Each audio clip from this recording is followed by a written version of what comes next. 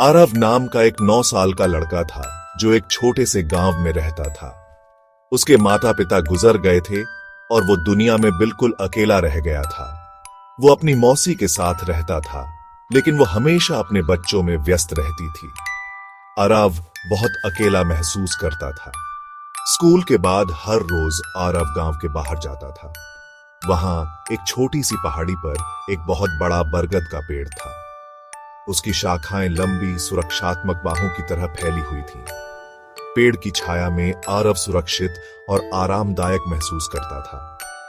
वो बरगद के पेड़ को अपनी सारी चिंताएं और राज बताता था। वो अपनी खुशियां भी उसके साथ बांटता था। पेड़ बेशक बोलता नहीं था, लेकिन आरव को ऐसा लगता था जैसे वो उसकी बात सुन रहा है। उसे लगता था जैसे वो उसे समझता है। एक दिन बहुत तेज तूफान आया। हवा गुस्से से गरज रही थी और बारिश झमाझम हो रही थी। आरव स्कूल से घर लौट रहा था जब तूफान आया। वो बहुत डर गया था। वो अपने बरगद के पेड़ की तरफ भागा। वो उसके तने से चिपक गया, डर से कांप रहा था। उसके चारों ओर तूफान का कहर था, लेकिन पुराना बरगद का पेड़ मजबूती से खड़ा रहा। उसकी मजबूत जड़ों ने उसे हवा के खिलाफ स्थिर रखा। पेड़ की पनाह में आरव सुरक्षित महसूस कर रहा था। वो जानता था कि तूफान कितना भी बुरा क्यों ना हो, पेड़ उसकी रक्षा करेगा। उसने अपनी आंखें बंद कर लीं और तूफान के गुजरने की कामना की। अगली सुबह तूफान थम गया था। सूरज चमक रहा था। आरव अपने दोस्त का अभिवादन करने के लिए बरगद के पेड़ के पास गया। जब वो पेड़ के पास पहुंचा तो उसने कुछ ऐसा देखा जिससे उसकी आंखें चौड़ी हो गईं। पेड़ के तने पर उसकी जड़ों के बीच एक टोकरी थी।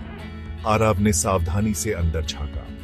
वहां उसने नई किताबें, पेंसिल और एक स्याही वाली कलम पाई। ये एक तोहफा था। आरव बहुत खुश हुआ।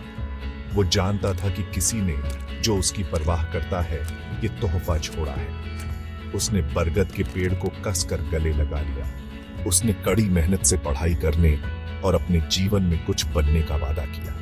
वो अपने दोस्त को गर्व महसूस कराएगा। उस दिन के बाद आरव की जिंदगी बदल गई। उसने कड़ी मेहनत की और कहानियां लिखने का शौक पैदा किया। वो बरगद के पेड़ के नीचे बैठता था, वही पेड़ जिसने तूफान के दौरान उसे पनाह दी थी, और अपनी कल्पना को उड़ान भरने देता था। उसने कहानी सुनाने की प्रतियोगिताओं में भाग लेना शुरू कर दिया। पहले गांव के स्तर पर, फिर जिले में और अंत में राष्ट्रीय स्तर पर। हर बार वो जीतता, उसकी कहानियां सबका दिल जीत लेती। वो एक प्रसिद्ध लेखक बन गया।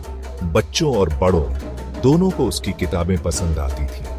लेकिन आरव अपने पुराने दोस्त बरगद के पेड़ को कभी नहीं भूला। उसकी सबसे प्रसिद्ध किताब का शीर्षक था बूढ़ा बरगद और मैं, जो उसके बचपन के खामोश रक्षक को एक श्रद्धांजलि थी।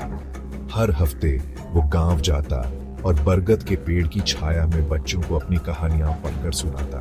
पेड़ बूढ़ा और बुद्धिमान चुपचाप वहां खड़ा रहता। उसकी शाखाएं बच्चों की हंसी और कहानियों के जादू से भरी होती। ये एक याद दिलाता था कि मुश्किलों के बावजूद हमेशा उम्मीद होती है, खासकर जब आपके पास एक खामोश समझदार रक्षक आपके साथ हो।